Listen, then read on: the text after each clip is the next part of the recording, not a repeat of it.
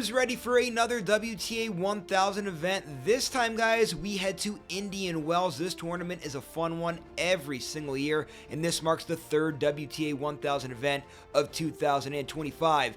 For this year's entry list, guys, big headline here, 19 of the top 20 entered into this year's tournament. Let's talk about some of those players that I'm excited to see in this year's tournament. All these ladies entered. Gonna get started with the defending champion in Iga Swiatek. Can Swiatek go back-to-back here at Indian Wells? Guys, probably a pretty good opportunity to do so, in my opinion. She's been playing very consistently here in 2025. As you guys know, she's been complaining about the WTA schedule. Well, she just got a little bit of a break. I think that break should do her good. Look out for Swiatek here in this year's tournament.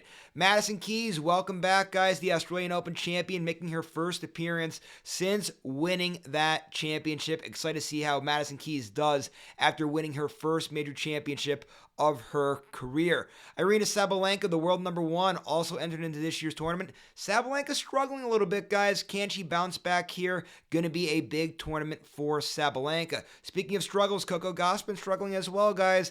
Let's see what she can do. That forehand and that serve have been bad the last few times that we've seen her. 0-3 in her last three, so let's see what Gauff does, guys. Big chance for her to right the ship here. Can Gauff capitalize? Elena Rybakina having a very good 2025 so far. Very consistent, much like Iga Swiatek. She's always been in the mix of things. She's also won this tournament before. She won it in 2003. And guys, remind you, Swiatek won it 2022 and 2024. Rybakina 2023. Last few champions all entered here. Exciting stuff there. Speaking of former champions, Paula Badosa, 2021 champion at Indian Wells. She's entered into this year's tournament.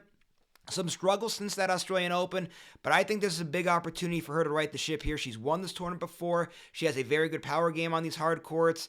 Let's see what Badosa can do. I'm excited to see if she can bounce back. Now, with momentum, Amanda Anisimova is entered into this year's tournament. She just won her first WTA 1000 event of her career, and it's great to see her back on the courts and playing well. Speaking of momentum, Mirra Andreeva also has momentum. She also just won her first WTA 1000 event at just 17 years old, too. Mirra Andreeva, the future is so bright for her. Let's see what she could do. Can she go back-to-back with these WTA 1000 wins here?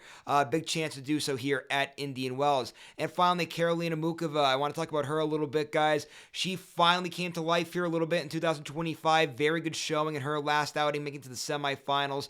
Again, talking about momentum. Does that carry over here to Indian Wells?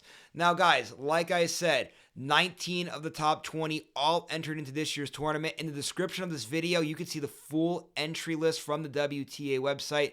The big name, guys, that you're not going to see, Barbora, Krejcikova, last year's Wimbledon champion, also a French Open champion, this two-time Grand Slam champion, going to be out of both Indian Wells and Miami. She's dealing with a back injury. And also, guys, I know we talked about Rybakina, Badosa, and Swiatek, former champions, all entered in. A few other former champions also entered. Victoria Azarenka and Naomi Osaka entered as well. So big tournament here for Indian Wells. I'm excited for it. I look forward to this tournament every single year. It should be a good one. Make sure you guys like this video and subscribe to this channel. I'll have continued coverage of Indian Wells. I'll take you through the whole entire tournament. So make sure you guys keep checking in right here.